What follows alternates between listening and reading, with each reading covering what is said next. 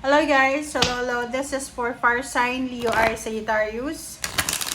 Welcome dito sa aking channel, Kapalaran 888. So, alamin natin, fire sign Leo Aries Sagittarius, kung anong messages, vibration, gabay energy para sa inyong lahat. So, this is same with the water signs. So, kumuha tayo ng isa pa. Alright. Okay, this is your past. Okay, so sinasabi ng baraha sa'yo dito, fire sign Leo Aries Sagittarius. Yung dalawang baraha mo dito, sinasabi dito na you are super passionate. Ang taas ng pangarap mo sa sarili mo. Mataas yung pangarap mo, you are aggressive din sa approach mo.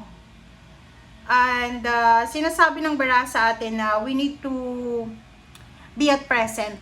Okay? Maging realistic ka daw. Fire sign Leo Aries Sagittarius, especially sa araw na ito kasi meron kang mga gusto sa buhay. You have so much goals, dreams na hindi siya talaga realistic. Kumbaga nakalipas na. Okay? So, sinasabi ng baraha sa'yo dito na you need to be realistic. Okay? You need to face the now. Okay? Kailangan maging present ka. Maging, kumbaga, focus tayo sa kung ano yung sa ngayon. Alright?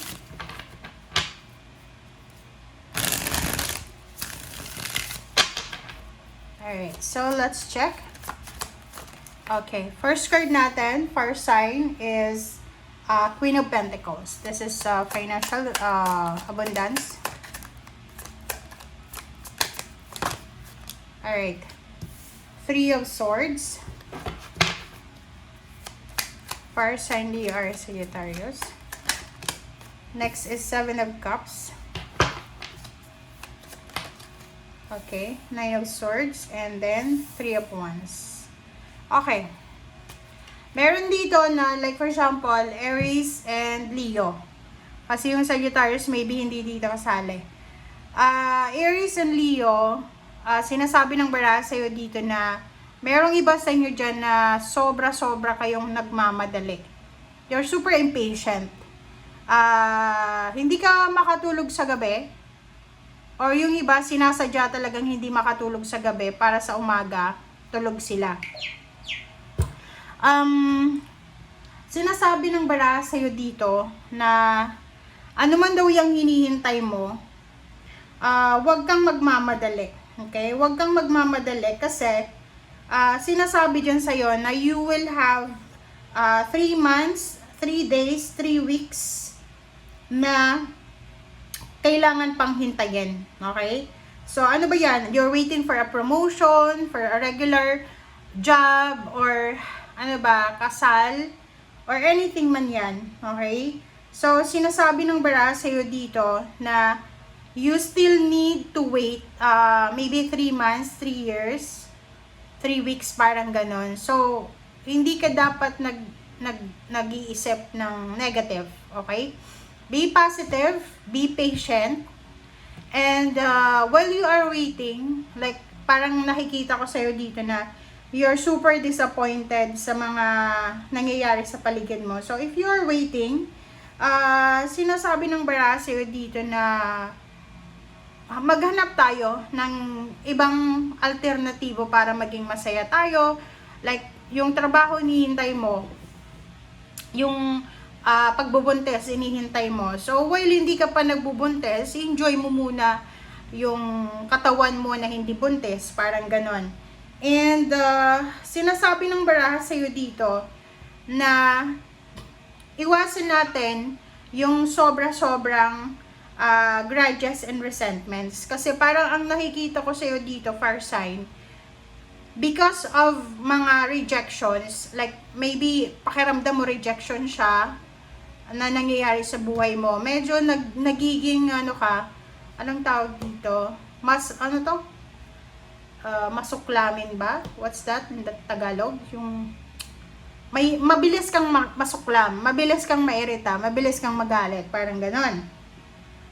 So, nakikita ko sa'yo dito, ang pinaka-aim mo talaga, ang pinaka-gusto mo talagang mangyari sa buhay mo is yung maging Queen of Pentacles ka. nakita natin sa mga nauna mong readings na pare-pareho yung message na sinasabi na isa lang naman ang gusto mo eh. Ang gusto mo lang naman is you will parang makuha mo yung minimithi mo. Kumbaga, nag-sacrifice ka and ayaw mo na yung mga sacrifices mo na yon ay mauwi sa wala. So, nakikita ko sa'yo dito na yon, maybe there's a redirection. Pakiramdam mo, rejection, pero that's a redirection. Like, for example, may gusto kang bilhin na sasakyan, tapos unavailable pala. So, pakiramdam mo, na-reject ka. But maybe there's a mas magandang sasakyan para sa'yo. That's one of the example.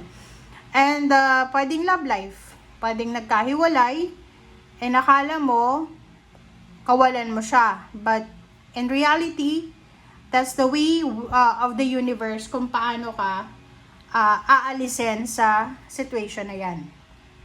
Alright, so let's check. Let's clarify first time.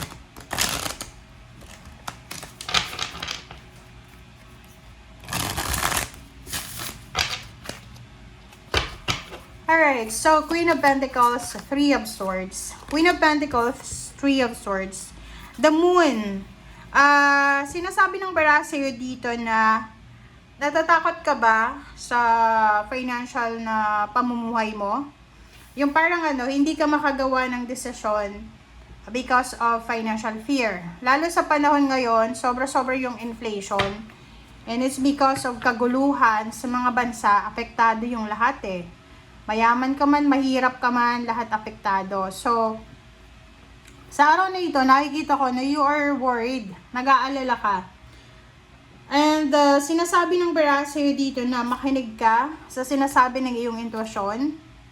Alisin mo yung takot na yan na siyang nag-hold back sa'yo. Kasi parang ngayong araw na ito is medyo matatakot ka. Matatakot ka kung anong mangyayari sa future. Natatakot ka na baka yung pangarap mo hindi na mangyari yon. Yung plano mong pagpapatayo ng mansion ay pwedeng maantala, mariroute, 'di ba? Redirect. So yun yung parang worries mo. Alright, next card natin is Nine of Water. So dito sa Nine of Water, sinasabi ng barahan na your wish comes true. Okay? Mapa-love life man yan, mapa-pera. And for the moment, kailangan muna natin, while for example, yung mga wishes nyo ay hindi pa nangyayari, ang gawin nyo sa ngayon is, kailangan nyo munang maghintay. Okay? Wala namang wala namang kaso sa paghihintay, 'di ba? So, as much as possible, maging mapasensya pa daw kayo ngayon, simula sa araw na ito. Kasi wala tayong control sa situation. Seven of Earth, Seven of Cups. So, sinasabi ng baraha dito na ginawa mo na yung best mo eh. 'Di ba? Ginawa mo na lahat ng sacrifices mo. Ginawa mo yung lahat ng makakaya mo. So, if ever man there's a hang or there's a pause, there's a delay, wala na yun sa'yo. Wala na yun sa'yo. Like for example, nag-a-apply ka ng trabaho papunta doon sa Middle East and there's a war, 'di ba? So, sinasabi ng baraha sa'yo na as much as possible, pwedeng wag ka munang tumuloy kasi parang hindi yon resonated sa current situation mo. 'Di ba? Sabi ng baraha sa'yo dito, wag kang mag-alala, first sign. Wag ka daw masyadong magpanic, wag ka daw masyadong mag-alala. If sa palagay mo, ginawa mo yung best mo, hayaan mo na. Just let go, let God, let it flow.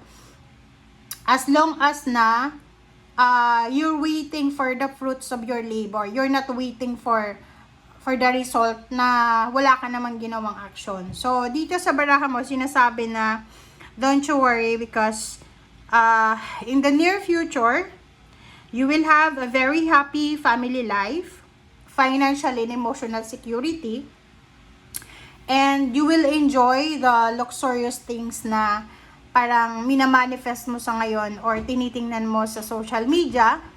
And sinasabi ng bara sa'yo na don't you worry because you will receive the blessings na deserve mo. Okay? So, yun guys ang sinasabi ng baraha. Thank you for watching. Bye!